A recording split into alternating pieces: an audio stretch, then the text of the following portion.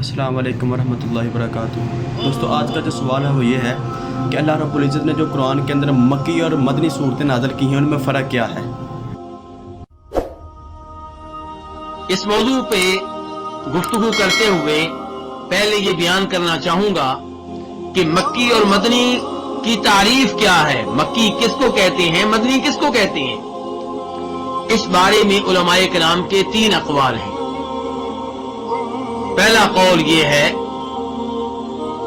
کہ قرآن کریم کا مکی حصہ وہ ہے جو نبی علیہ الصلوۃ والسلام کی مکہ سے مدینہ کی جانب ہجرت سے پہلے نازل ہوا، اور مدنی حصہ وہ ہے جو آپ کے ہجرت کر لینے کے بعد نازل ہوا۔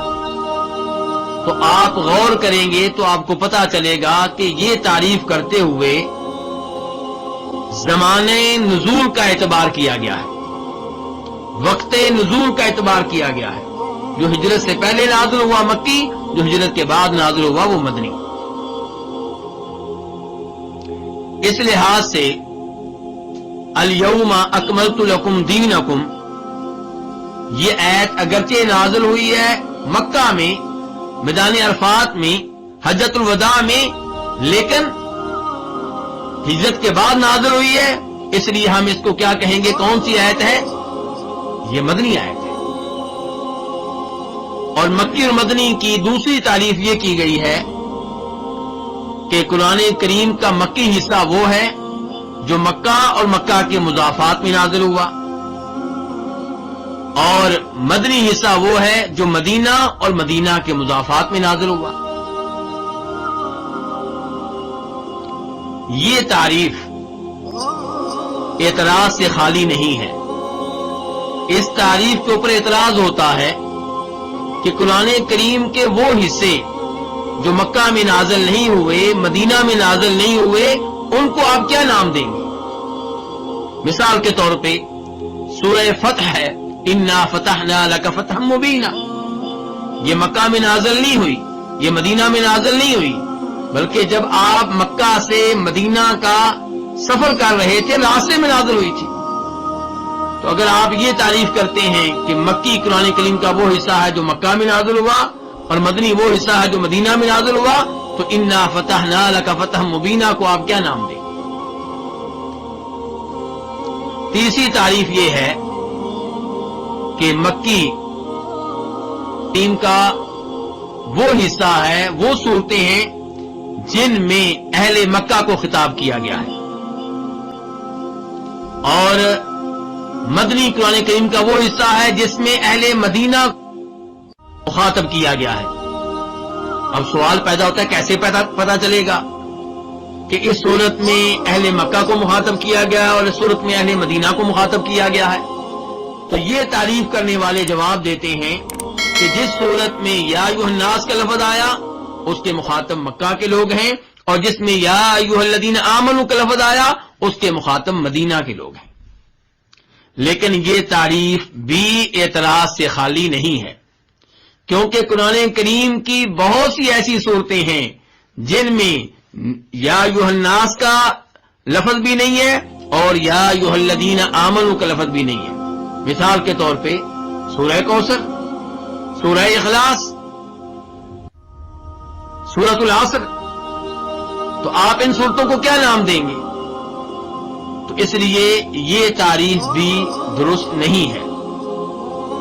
تو صحیح تعریف وہی ہے جو پہلے نمبر پہ ذکر کی گئی ہے کہ مکی قرآن کریم کا وہ حصہ ہے جو ہجرت سے پہلے نازل ہوا، اور مدنی قرآن کریم کا وہ حصہ ہے جو ہجرت کے بعد نازل ہوا۔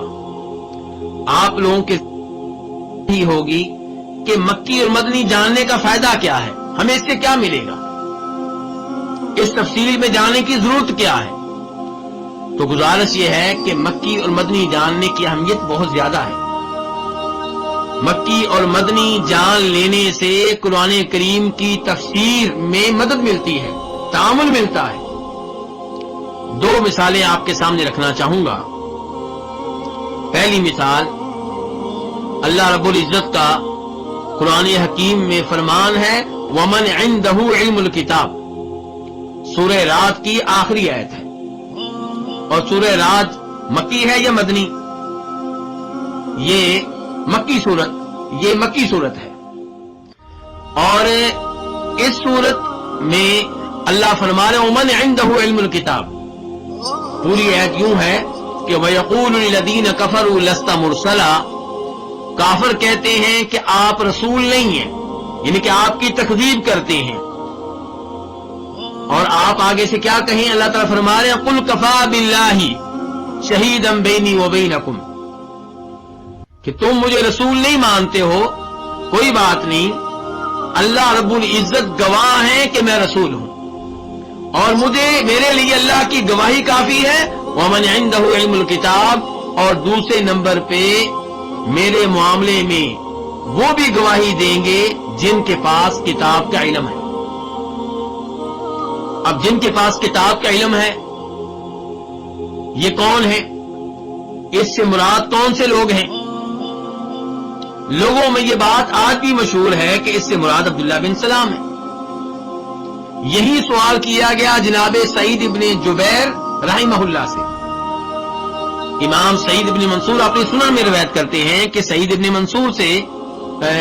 جبیر سے سوال ہوا کہ کیا ومن عنده علم الکتاب سے مراد عبداللہ بن سلام ہے؟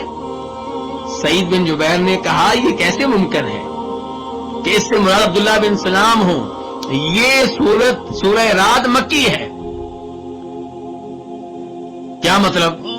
امام ابن القیم رحمہ اللہ وضاحت کرتے ہوئے فرماتے ہیں کہ سعید بن جبیر یہ کہنا چاہتے ہیں کہ عبداللہ بن سلام مدینہ میں رہتے تھے، مدینہ میں مسلمان ہوئے، اور سورہ رعد نازل ہو رہی ہے مکہ میں، اور کہا جا رہا ہے کہ اللہ بھی گواہی دے رہے ہیں اور وہ لوگ بھی گواہی دے رہے ہیں جن کے پاس کتاب کا علم ہے.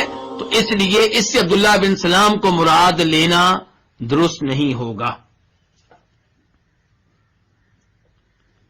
دوسری مثال جس سے پتا چلے گا کہ مکی و مدنی جاننے کی کیا اہمیت ہے، اللہ تعالیٰ فرماتے ہیں قرآن حکیم میں سورہ فرقان میں فَلَا تُطِعِ الْكَافِرِينَ وَجَاهِدْهُمْ بِهِ جِهَادًا كَبِيرًا. کہ آپ کافروں کی اطاعت نہ کریں، آپ منافقین کی بات نہ مانیں، وَجَاهِدْهُمْ اور ان سے جہاد کریں، بِهِ اس کے ساتھ، کس کے ساتھ؟ ان سے جہاد کریں اس کے ساتھ. اس سے کیا مراد ہے؟ جب آپ تفسیریں کھولیں گے، علماء کرام کے اقوال کا مطالعہ کریں گے تو آپ کو اس بارے میں دو قول ملیں گے.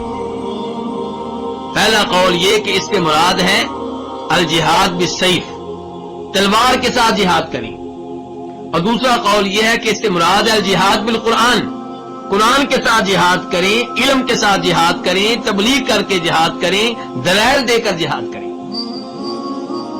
اب راج موقف کیا ہے، درست موقف کیا ہے؟ جب آپ مکی اور مدنی کی مباحث میں داخل ہوں گے تو آپ کو راج موقف جاننے میں مشکل پیش نہیں آئے گی. سورہ فرقان مکی ہے، یہ آیت مکی ہے، اور اللہ تعالیٰ فرما رہے ہیں کہ آپ ان کافروں سے جہاد کریں.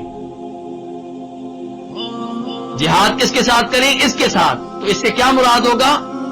اس سے مراد قرآن ہے، کیونکہ مکی زندگی میں تلوار کے ساتھ جہاد کا حکم نہیں ملا تھا، بلکہ اللہ کے ایک اور فرمان کفو ایدیکم سے یہ پتا چلتا ہے کہ وہاں پہ یہ جہاد ممنوع تھا، اس کی اجازت نہیں تھی. تو یہ مکی و مدنی جاننے کے کچھ فوائد ہیں، ورنہ مکی و مدنی جاننے کے فوائد اس کے علاوہ بھی ہیں. مثال کے طور پہ نبی صلی اللہ علیہ وسلم کی سیرت، اس کا علم آپ کو مکی و مدنی کے ذریعے ہوگا. قرآن کریم عام طور پہ نبی علیہ السلام کو مخاطب کرتا ہے، آپ کے بارے میں گفتگو کرتا ہے، صحابہ کرام کے بارے میں گفتگو کرتا ہے. جب آپ کو پتا چلے گا کہ یہ آیتیں مکی ہیں تو آپ جان سکیں گے اس آیت کے لحاظ سے مسلمانوں کی مکہ میں حالت کیا تھی، آپ صلی اللہ علیہ وسلم کے مکہ میں حالات کیا تھے. اور پھر دو آیات مدنی ہیں، ان کے ذریعے آپ کو جاننے کا موقع ملے گا کہ نبی علیہ الصلوۃ والسلام اور صحابہ کرام کے مدینہ میں حالات کیا تھے. ایسے ہی ناسخ و منسوخ جاننے میں بھی مدد ملتی ہے مکی و مدنی کے ذریعے. تو مکی و مدنی جاننے کی اہمیت بہت زیادہ ہے.